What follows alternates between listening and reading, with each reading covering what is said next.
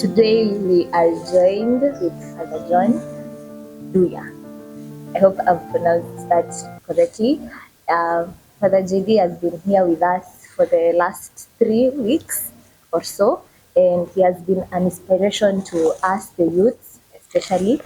And we're happy to have you here, Father, so Thank you. that we can get some insights on how to make sure that our spirituality goes in the right direction.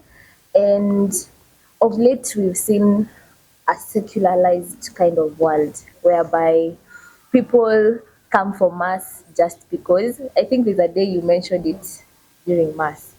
So, according to you and how the doctrines of the Catholic Church, why should we go for mass? Like, what is the real importance of coming to mass, and especially morning mass, because we find that people don't take it with the seriousness that it deserves. Yes. I think the first reason is we should be able to understand that when God created us, He created us so that we can know Him, we can love Him, we can serve Him, and then we can also meet Him. I think the purpose of morning mass is there's an obligation, and also there's a time to honor God, where we go and encounter Him, and also we share our joys, our sorrows, and we also offer sacrifices. So the most important thing is about thanksgiving, to go and thank God. And I think those people don't say thank you are great thieves, because they may believe that anything that we offer to God, the moment God has given us in life, we are supposed to go back to Him and tell Him thank you. So the most important thing the important issue when you come for Mass is about thanksgiving, because the Eucharist is thanksgiving. Oh, Thanksgiving. Yes. Those who don't say thank you, they are great thieves. Oh yeah. Oh my goodness, that is so good. And when we are coming to God for that Mass, and we want to have a contrite heart as we also say thank you, how do we prepare for Mass? First, I think preparation begins from home, where you know that tomorrow I'm going for Mass. So you must have gone through the readings very well. Secondly, smartness about how you dress, because I usually tell people the way you dress going for swimming should be different the way you dress going for wedding. You can't put on a swimming costume and you are going for, and you can't put on a suit and you're going for swimming. So even in church, that aspect of dressing properly is very important. And most of the time I challenge the young people, I challenge even the men and the women, whatever you dress, you should not be a distraction during the celebration of the Eucharist. Thirdly, I think the sacrament of reconciliation, where you go to the church in the state of grace. It will be so awkward when somebody goes to church, is not in the state of grace, and you want to receive. It loses the sense of the mass loses its value because you're not prepared for it. Yes, Wow. Make sure you're dressed well, make sure that you have gone through the the reading, readings as, at hand. Yes, as well as go for confessions and ensure that you come to God with a clean heart. clean heart, Wow. and also on time. On time. Because I usually laugh. You see people when they are going to the airport, they're on time. When they're traveling, they are prepared very well. But when it comes to mass, that's why I call those who come to mass late. They are those who come late. I call them those are followers of Thomas. Because also see when the Christ resurrected, Thomas wasn't present at the beginning, but later on when he was told that he has resurrected and he knew the time and place, he was there on time. So anybody who comes late, I usually look at them and say, these ones followers of Saint Thomas. And those who also leave early, I say those ones are followers of Judas, because Judas, after receiving the Holy Eucharist during the Last Supper, he left very early. So I call them betrayers, because mass begins with in the name of the Father, and it ends with in the name of the Father. So where are you going? Where are you rushing? Where are you rushing? Yeah. How do priests prepare for Mass? At first, priests prepare for mass first of all with prayer, telling the Holy Spirit to help you, to guide you. Whatever you are going to say should not be your own words, but the words of the Holy Spirit and God Himself. Secondly, you go through the readings, because you can't start reading. You cannot just come for mass and say and check the readings in the sacristy. People know Father is not prepared. So you prepare at hand, you know if tomorrow I'm going for this mass, then you know your audience, you go through it very well. Then thirdly, with the vestments, these ones, the ones we dress during mass, there are prayers that we say as you put them on, which are very, very important. So you cannot just wake up from, or you're coming from a celebration, then you go direct. No, you need to have ample time so that when you go to mass, you have a lot of, you are sober enough, you have a lot of energy, and people also feel that really our priest has prepared, our priest was ready for this mass. Wow. Preparation is very, very important. Also, a priest needs to go for the sacrament of reconciliation. You cannot go and start celebrating mass in the state of sin. Definitely, you'll be unworthy. Yeah, Yeah. very true. When we come for mass, alongside the preparation, you find that uh, the youths want to sit at the back or somewhere at a corner, and then the millennials sometimes are just somewhere, and then we have the older people want to go closer to the altar. Then you find that when you come early, the people are so scattered, and you mentioned about it. So we love to know, why do you keep insisting that we go closer to the altar when we sit during mass? First, if you look at the Last Supper, the disciples were not scattered. They were sitting around the table. And I believe there is something called communion. Communion means you're together, sitting together, participating in that Eucharistic celebration. So when you're scattered, it does not bring that sense of communion, bond, or unity.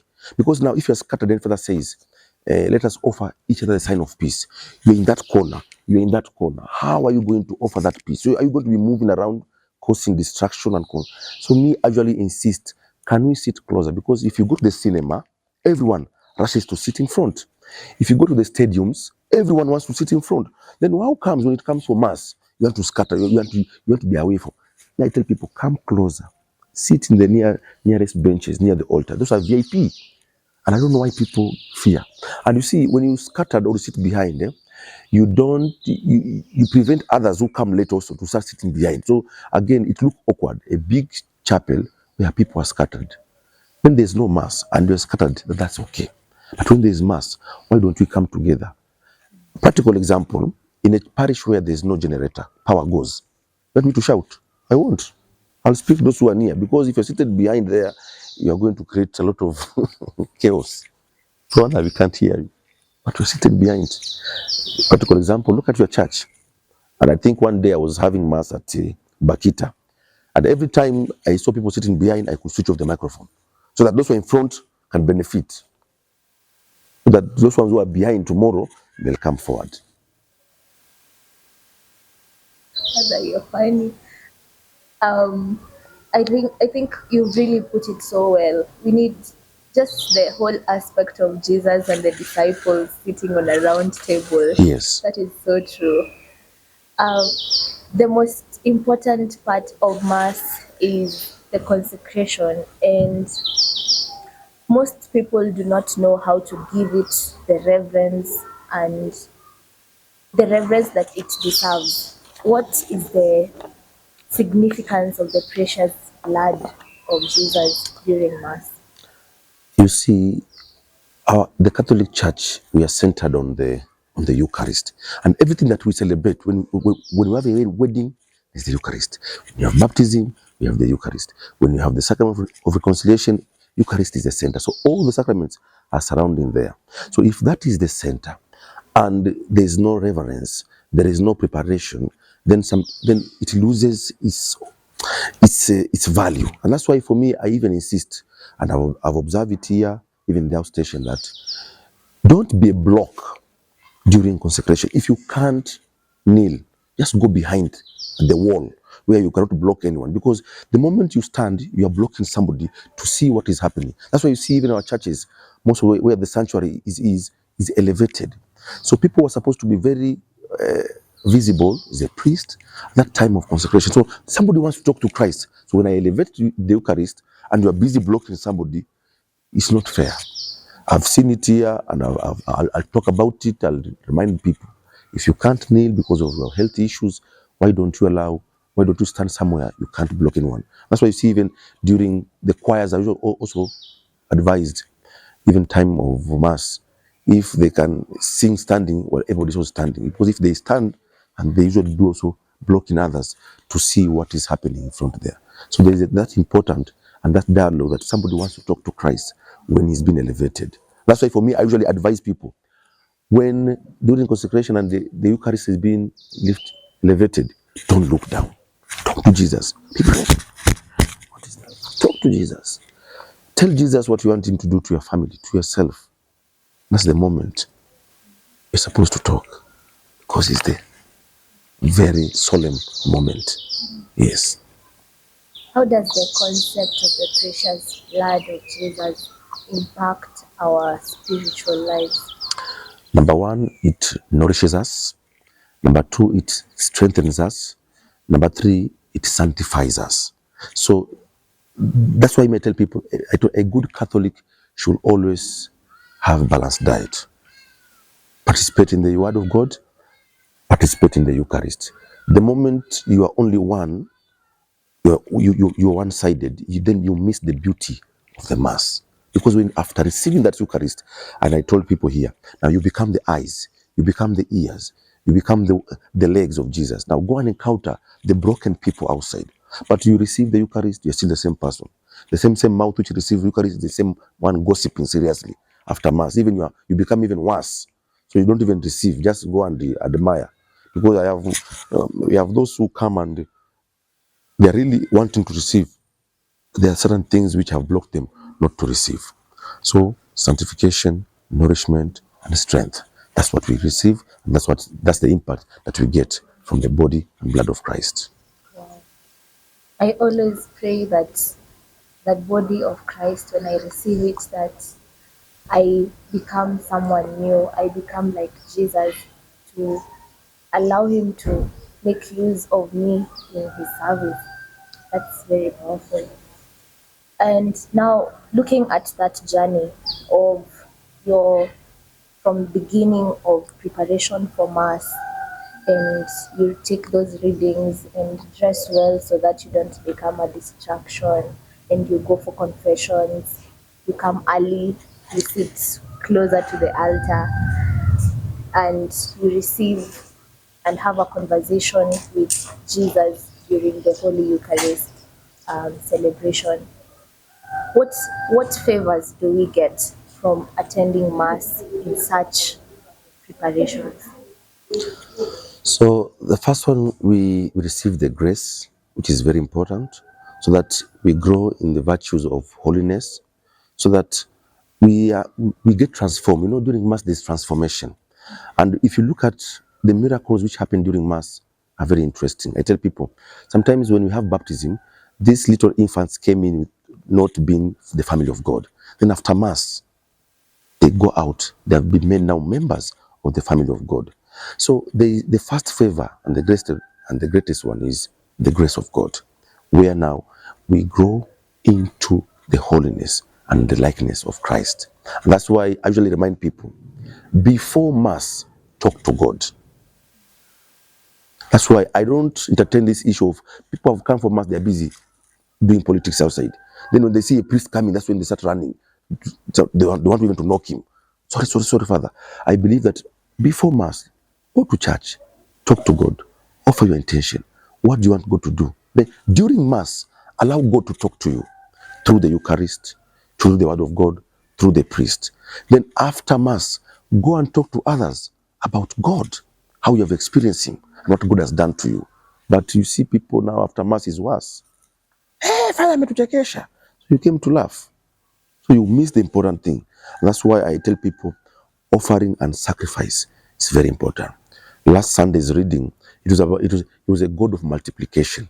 That little boy, when he went to encounter Christ, he didn't go empty-handed. What do we carry when we come for Mass? You might carry your sorrows, you might carry your family members, your business, your health. Then when Father says, let us call to mind our sins, that's the moment to offer what you have brought.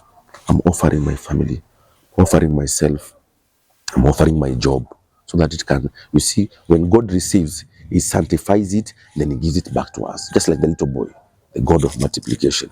What did you want God to multiply? And that was my message on Sunday. May God multiply my little faith. May God multiply my little hope. May God multiply my little generosity so that it can become something different. Yeah. I think my biggest takeaway from this is how I look at Mass from a point of thanksgiving. I'm here to give thanks as well as let God to have a conversation with me and talk to me. Thank you, Father. Thank you so much. So, and something just to top up, there is thanksgiving, there is adoration, and there is petition. Adoration, we have come also to adore. Then petition, that's what we offer to God. And that's why I tell people, in Mass, we encounter Christ in 4 areas. Number 1, through the priest, who is persona Christi, representing Christ. Number 2, through the wording, the readings, the liturgy of the word. Number 3, through the Eucharist itself. And the last one, through the congregation, where 2 or 3 gathered, I'm in their midst. So when somebody says, no, Father, nitaomba nyumbani, I usually laugh. How? Come to church and encounter Christ through the community, through the congregants, through the priest, through the word of God, and through the Eucharist. Amazing. Yeah. Thank you so much, Father, for being here with us. We hope that we are going to continue growing in faith as Ajobangi South University Christians, as well as continue to have an encounter with Jesus each and every day of our lives, during Masses, and good preparation of Mass. Thank you so much, Father. Thank you too also for having me around, and may the Almighty God bless you, Father, Son, and the Holy Spirit. Amen. Thank you. Welcome.